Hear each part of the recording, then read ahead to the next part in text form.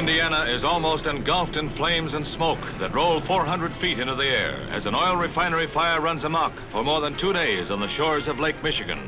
Upwards of 4 million gallons of high-octane gasoline pose an almost impossible task for firefighters, summoned from every surrounding community. In addition to the towering flames, a series of blasts rock the entire countryside.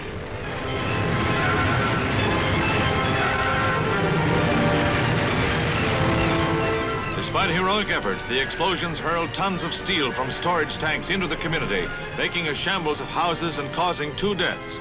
The force of the blasts can be seen from the caved-in walls and windowless residences, and upended cars tossed for several hundred feet. Before the Holocaust had been brought under control, damage estimates had reached 10 million in one of the worst fires of its kind on record.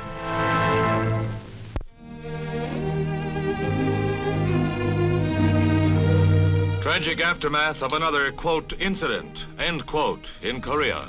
At the border of the demilitarized zone, United Nations officers await the return by the Reds of the body of Captain Charles W. Brown, shot down 6 days before in an unarmed training plane which had strayed over the neutral zone.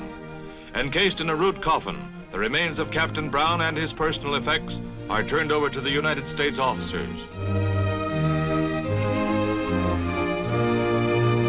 2 Red Cross nurses accompany Lieutenant Guy Bumpass, pilot of the plane, who was found to have been much more seriously injured than indicated by the treatment given him by the North Koreans. Another proof of the nature of the enemy.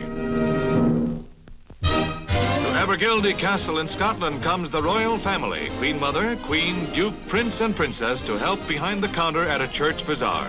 Sales are brisk, and why not? With a royal hello and a friendly word or two dispensed with every article purchased. No matter how insignificant the article, it takes on added significance when sold by royalty. One is souvenir to show the folks at home. The younger generation pitches in. Both Prince Charles and Princess Anne are a big hit with the customers, taking their cues perhaps from their dad, Duke Philip, a royal salesman. A tuppence does it.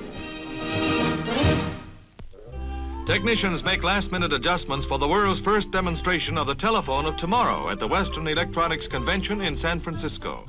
It's the often forecast videophone. How does it work? Just lift the receiver and you see your own image. This feature's for the girls. At long last, a reason for the primping that usually precedes a woman's phone call. No picture is transmitted over the line, though, since no call is placed. Then dial your number just as with an obsolete old 55 model phone, and when your party answers, there he is, almost as big as life on the 10-inch video screen.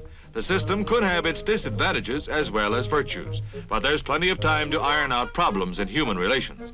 This hookup would cost $5,000 per phone today. So until the price comes down, the video phone remains the phone of the future. See you then. Good looking.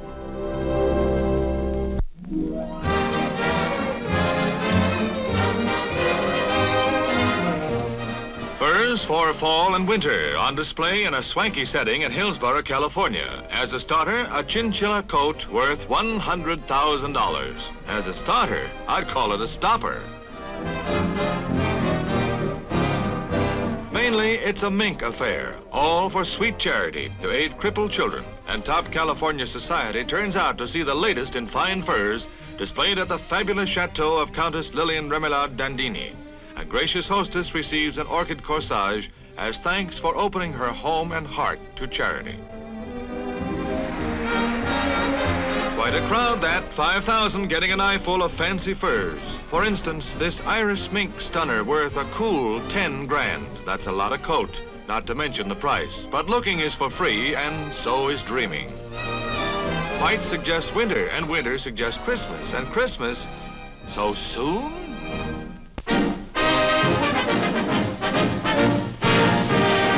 Davis Cup tennis at Forest Hills. The Americans defending the cup against the Australians. In the doubles, it's Tony Trabert and Vic Seixas versus Lewis Hoad and Rex Hartwig. Tops in tennis thrills and drama as the Yanks in the near court battle to keep the coveted trophy they took from the Aussies only 8 months ago.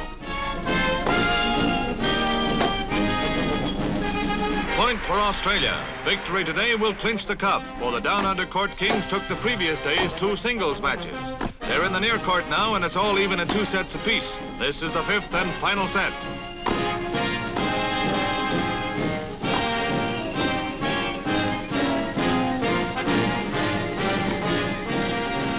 point for Australia, and it's set and match point. Traber dives and misses. It's all over, and the Australians go on to make it a clean sweep. The Davis Cup returns down under. 3 cheers and more for the national championships, where 8-year-old Martha Ann Williams waltzes along sideways on water skis, and where stars from faraway places and near vie for national honors. California, Texas, New York, and Florida. Willa McGuire of Cypress Gardens defends her titles, and look at her zoom as once again she wins the slalom event.